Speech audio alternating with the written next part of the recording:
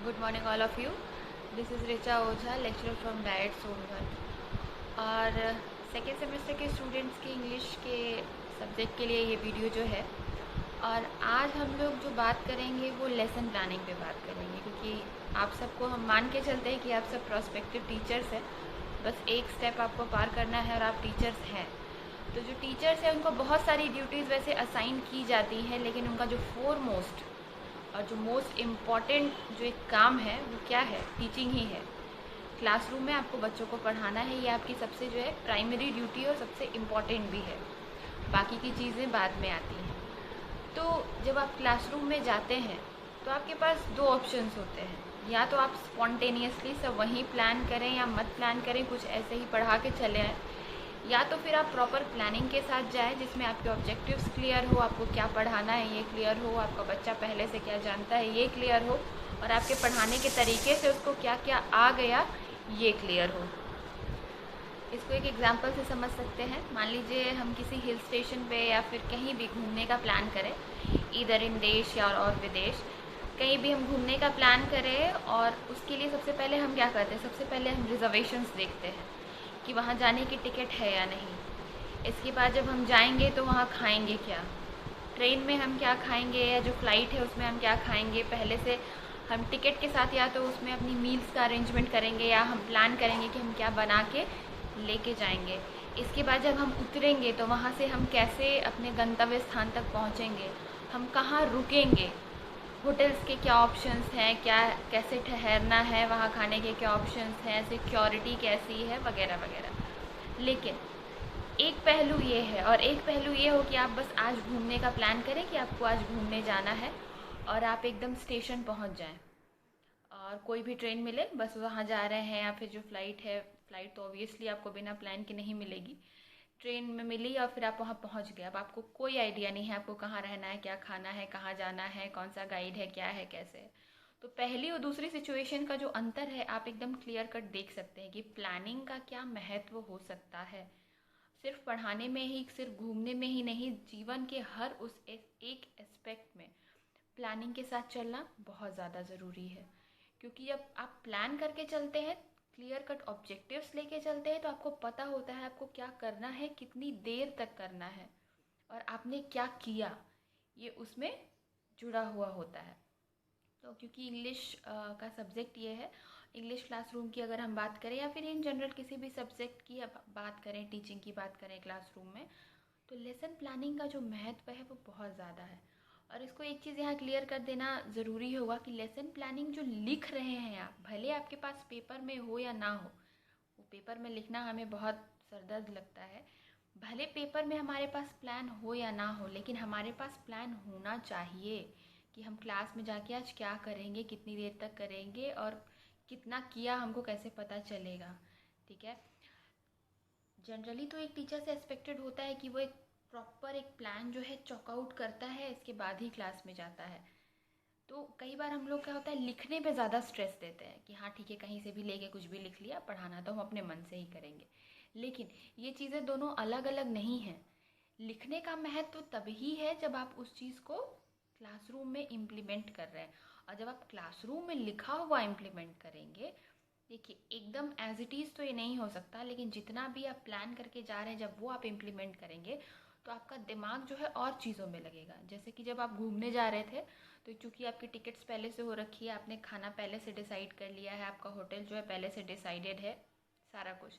तो अब आप वहाँ जाएंगे तो आप एक्सप्लोर कर सकेंगे कि अच्छा ठीक है, यहाँ पे गोवा में जो है ये बीच हम घूमने जा रहे हैं, इसके अलावा ये चर्च भी है, वहाँ भी हम जा सकते हैं। तो अब अदर थिंग्स में आपका जो है वो दिमाग लगेगा, क्योंकि बाकी चीज़ों के लिए अब आपको सोचने की अभी ज़रूरत नहीं है, वो आपने पहले से प्लान कर लिया है कि आपका इतने दिन का स्टे है और आपको इस टिकट से, इस ट्रेन से या इस फ्लाइट से अभी चले जाना है। तो क्योंकि चीज़ें वेल प्लान्ड हैं, जब चीज़ें वेल प्लान्ड चलती हैं तो आपका दिमाग जो है वो डाइवर्जेंट होता है, आप और चीज़ों में सोच सकते हैं। जैसे कि क्लासरूम में अगर आपका चीज़ जो आपके ऑब्जेक्टिव्स हैं, आपको जो पढ़ाना है, वो चीज़ें पहले से क्लियर हैं, तो अब आपका दिमाग कहाँ लगेगा, बेटर लर्निंग कैसे हो सकती है। ठीक है। जैसे कि ए मेथड तो एक आपने मान लीजिए सेलेक्ट कर लिया, अब मेथड में आप कई स्ट्रेटजीज सेलेक्ट कर सकते हैं। जैसे कि आप कोई चीज़ पढ़ा रहे थे तो उसमें आपको लग रहा है कि स्टूडेंट्स हैं जिनका मन नहीं लग रहा है या ऊँघ रहे हैं या फिर बोर हो रहे हैं, इंटरेस्ट नहीं ले रहे हैं, फट से आप अपनी स्ट्रेटेजी बदल सकते हैं। जैसे अब चूँकि आपका पहले से चीज़ें प्लान्ड है, आपको पता है कि आपको यही पीस ऑफ पैसेज है जो कि पढ़ाना है, ठीक है। अब ऑन द स्पॉट आपका दिमाग इस पे काम कर सकता है कि हाँ ठीक है, हम थोड़ी सी अपनी स्ट्रैटेजी चेंज कर दें। कैसे? एक छोटा सा संस्मरण या स्टोरी उसी एपिसोड से रिलेटेड हम छोटा सा सुना दें। जैसे ही क्लासरूम में टीचर स्टोरी के नाम पे कुछ भी बोलना स्टार्ट करेगा, बच्चे ऑटोमेटिकली अलर्ट हो जाते हैं, ठीक है। तो आप प्लानिंग के साथ चलेंगे तो आपके पास प्रॉपर स्लॉट्स होंगे, better learning, better teaching, better results के, ठीक है। तो आज हम लोग बात करेंगे कि लेसन प्लानिंग की ज़रूरत क्यों पड़ती है। मतलब लेसन प्लानिंग अगर हम करके चलते हैं तो कौन कौन सी चीज़ें जो हैं हमारे लिए आसान हो जाती हैं। तो प्लानिंग की बात कहाँ से आई? क्लास में शायद हमने एक दो बार बताया भी होगा कि जो आपका टीचिंग है उसके 3 फेजेज़ होते हैं। जो आप क्लास में, आप जो स्कूल में होते हैं वो सिर्फ एक फ़ेज़ होता है, उसके पहले भी एक फ़ेज़ और उसके बाद भी एक फ़ेज़ होता है, ठीक है। तो फेज़ कौन कौन से होते हैं? एक होता है प्री एक्टिव फेज़, एक होता है इंटरएक्टिव फेज़, एक होता है पोस्ट एक्टिव फेज़।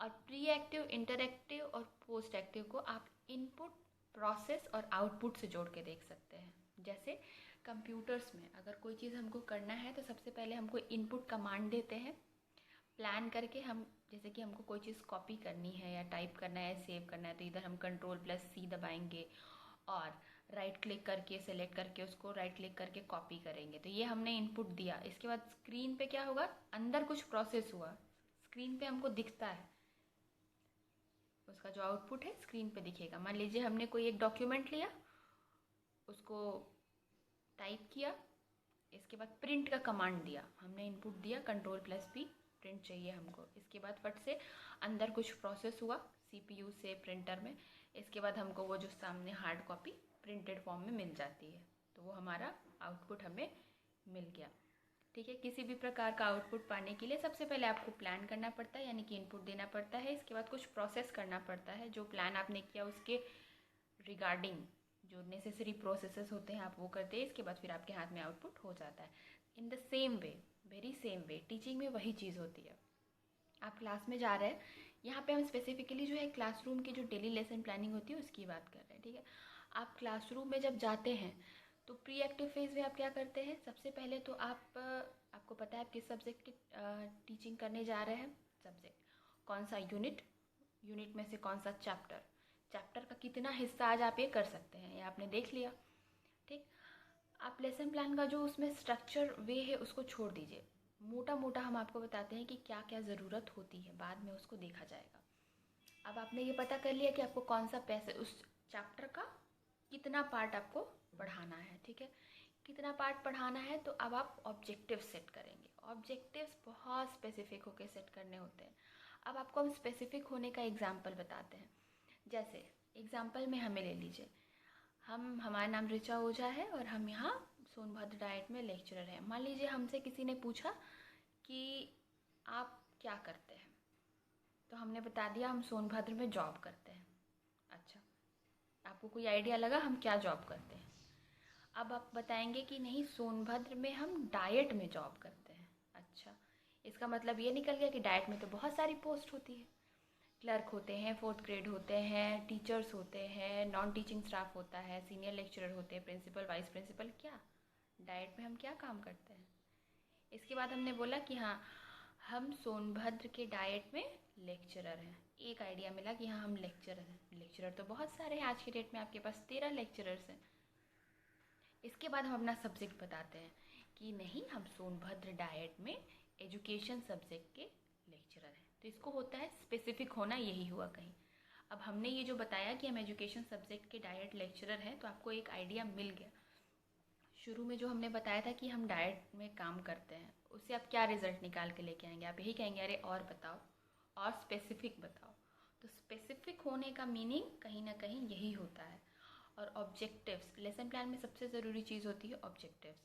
जनरल जो एम होता है आपको उस सब्जेक्ट को पढ़ाने का, वो तो आप पूरे साल मेंटेन करके रखते हैं, लेकिन जो आपके स्पेसिफिक या जो इंस्ट्रक्शनल ऑब्जेक्टिव आप जिसको कहते हैं, वो आपके बहुत इंपॉर्टेंट होते हैं। वो आप 10 या 20 मत लिखें, वो 4 या 5 ही लिखें, लेकिन जो भी लिखें उस 40 मिनट की क्लास में आपको अचीवेबल होना चाहिए।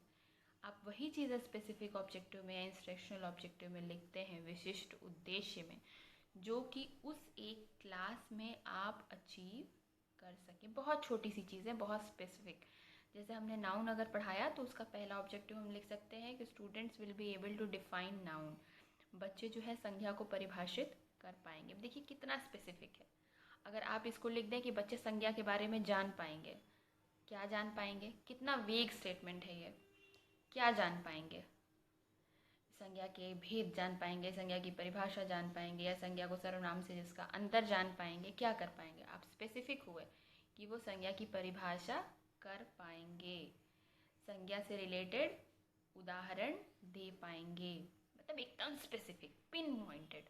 तो आपकी एक ऑब्जेक्टिव लिखने की कला है। इसके बाद अब ऑब्जेक्टिव आपने लिख लिया। अब चूंकि ऑब्जेक्टिव आपने लिख लिया तो अब आप मान लीजिए चले सर्वनाम या प्रोनाउन पढ़ाने और बच्चे ने नाउन पढ़ा ही नहीं है, तो कहीं ना कहीं आपका जो लेसन प्लान है वो फ्लॉप हो जाएगा।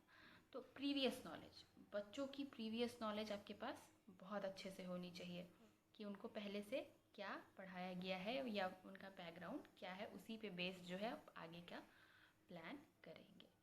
Previous knowledge. फिर इसके बाद टीचिंग एड्स, आपके पास क्या क्या ज़रूरत का सामान है। मतलब जब आप टीचिंग में जाएंगे, पता चला लेसन प्लानिंग में आपने बहुत ऑडियो विजुअल एड्स या ये सब के प्रयोग करने की बात करी, लेकिन आपके पास एक्चुअल में प्रैक्टिकल सिचुएशन में ऐसी कोई चीज़ अवेलेबल नहीं है, तो फिर उसका कोई मतलब नहीं है लिखने का। तो आप अपनी जो प्लानिंग है आप उसी हिसाब से करेंगे कि आपके पास जो अवेलेबल रिसोर्सेज है उसी पे बेस्ड आपकी टीचिंग लर्निंग का प्रोसेस हो। ठीक है, ऑब्जेक्टिव हो गया। अब इंट्रोडक्शन क्यों लिखते हैं किसी भी लेसन प्लान में? आज एकदम जनरल सी बात कर रहे हैं, स्ट्रक्चर्ड वे में अगली क्लास में। इंट्रोडक्शन का क्या महत्व है? अब जैसे हम कोई भी इंटरेस्टिंग सी मूवी देखने का एकदम प्लान करके गए हैं, ठीक है, अब वो सस्पेंस थ्रिलर हो और पहले ही हमको पता चल जाए कि इसके अंत में ये होना है, तो उसके पीछे हम 2-2.5 घंटा शायद ना दें अच्छे से, या दें भी तो हमारा मन ना लगे, क्योंकि हमको पता है कि एंड में यही होना है। तो जो बच्चे हैं उसमें प्रिंसिपल ऑफ इंटरेस्ट बहुत काम करता है।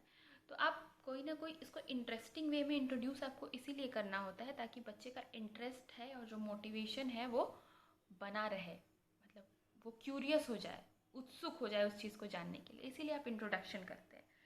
यानी कि पहले इंट्रोडक्शन में क्या होता है कि उनके प्रीवियस नॉलेज को उनके आज के टॉपिक से जोड़ना होता है। प्रीवियस नॉलेज से रिलेटेड आपने 1 या 2 क्वेश्चंस कर लिए, इसके बाद उसको आप आज के टॉपिक से जोड़ देते हैं। फिर आप इंट्रोड्यूस करते हैं कि हाँ आज हम ये पढ़ाने वाले हैं। तो इंट्रोडक्शन का महत्व ये है कि इंटरेस्ट, मोटिवेशन, क्यूरियोसिटी ये आपको बनाए रखनी है। इसके बाद ये सब चीज़ों के बाद फिर आप मेन प्रेजेंटेशन पे आते हैं, अपने जो प्रस्तुतिकरण का पार्ट होता है। तो प्रस्तुतिकरण का पार्ट वो आप पे डिपेंड करता है। लैंग्वेज जो क्लासेस होते हैं उनका प्रस्तुतिकरण डिफरेंट होता है अदर सब्जेक्ट से। लैंग्वेज में भी जब आप ग्रामर पढ़ाते हैं तो इन जनरल आप वैसे ही प्लानिंग करते हैं, लेकिन जब आप प्रोज और पोइट्री पढ़ाते हैं तो उसकी प्लानिंग जो होती है वो डिफरेंट होती है। उस पर हम बात करेंगे, डिटेल में बात करेंगे। लेकिन प्रेजेंटेशन वाले पार्ट पे आए तो जो मेथड आपका टीचिंग मेथड आप सेलेक्ट करते हैं, यही प्रेजेंटेशन वाले मेथड पे वो प्रेजेंटेशन वाले पार्ट पे वो काम करता है। आपने कौन सा मेथड सेलेक्ट किया है। मेथड छोड़िए, आपके प्लान के जो प्रस्तुतिकरण है उससे ये पता चल जाता है कि टीचर कितना एक्टिव है और स्टूडेंट कितना एक्टिव है। जब टीचर पढ़ा रहा है तो स्टूडेंट जो है उसमें बीच बीच में एक्टिविटी कर रहा है या कुछ सवालों का जवाब दे रहा है कि नहीं दे रहा है, या सिर्फ टीचर बोल रहे हैं स्टूडेंट सुन रहे हैं। तो उसमें आपको एक आइडिया आप पहले से ले के चलते हैं कि जब हम ये करेंगे, जो टीचर है ब्लैक बोर्ड पे अगर इन वर्ड्स को लिखेगा, जो डिफ़िकल्ट वर्ड्स हैं उनका प्रोनाउंसिएशन सिखाएगा तो बच्चे सीखेंगे। नेक्स्ट में जब आप उनसे पूछेंगे तो बच्चा आपको वो चीज़ बोल के बताएगा। तो ये सब चीज़ें आप पहले से डिसाइड करके चलते हैं प्री एक्टिव फेज में। जब आप जाते हैं क्लासरूम में तब आप रियल प्रोसेस का जो होता है टाइम होता है। हो सकता है जैसे आपने प्लान किया हो चीज़ें एज इट इज़ ना चले, 100% वैसा ना चले, लेकिन 80% 70% आपको ऑलमोस्ट अपने लेसन प्लान के हिसाब से चलना होता है। बहुत एडवर्स सिचुएशन आ गई तो वो टीचर का जो है प्रेजेंस ऑफ माइंड है कि हाँ वो उस चीज़ों को मोल्ड कर लेता है, लेकिन मैक्सिमली आपको अपने प्लान के हिसाब से ही चलना होता है, आपको एग्जीक्यूट करना होता है। कई चीज़ें आपने लिख दी होती हैं लेकिन जब आप प्रैक्टिकल सिचुएशन में आते हैं तो वो चीज़ें डिफरेंट हो जाती हैं। ठीक है, तो उस समय प्रोसेस का जो टाइम है, जो इंटरएक्टिव फेज़ है, उसमें आपको ये सब चीज़ें देखनी होती हैं। जब आप पढ़ा देते हैं, इसके बाद फिर आपका पोस्ट एक्टिव फेज़ कैसे आएगा। पोस्ट एक्टिव फेज़ में आप इवेल्युएशन से रिलेटेड हैं कि जो आपने प्लान किया था और इंटरैक्टिव में जैसा आपने एग्जीक्यूट किया, क्या आप अपने गोल्स तक, अपने ऑब्जेक्टिव्स तक पहुंच पाए, आपने अचीव किया या नहीं। अब ये कैसे पता चलेगा कि अचीव हुआ या नहीं। ऑब्वियसली इवेल्युएशन, टीचर जो ऑब्जेक्टिव लेके चला था, जो उसने पढ़ाया, अब बच्चों में वो जो डिज़ायरेबल चेंज आप एक्सपेक्ट करके चले थे, आपने अपने ऑब्जेक्टिव में बनाया था, वो आया कि नहीं आया। तो इसके लिए आप इवेल्युएशन करते हैं। इवेल्युएशन बहुत तरीके का होता है। एक होता है क्लासरूम में तुरंत क्विक कैप्चर, जिसको रिकैपिचुलेटरी क्वेश्चन भी कहते हैं।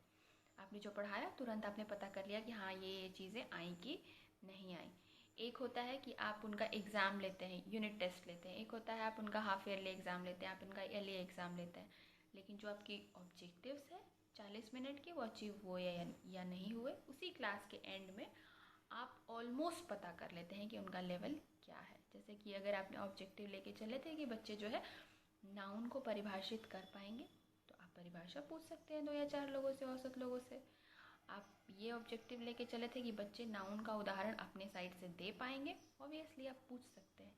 इसलिए भी स्पेसिफिक ऑब्जेक्टिव बनाना ज़रूरी होता है। इससे आप पता कर सकते हैं कि हाँ किस हद तक आपने उसको अचीव किया।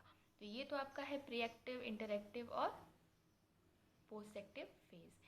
इस पे अब हम आगे बात करेंगे कि इंग्लिश की लेसन प्लानिंग और लेसन प्लानिंग के क्या क्या इसेंशियल्स होते हैं, उसकी नीड और इम्पोर्टेंस क्या है, और लेसन प्लान बनाने समय कौन कौन से प्रिंसिपल्स हमको अपने ध्यान में रखने बहुत ज़रूरी हैं। आज के लिए थैंक यू।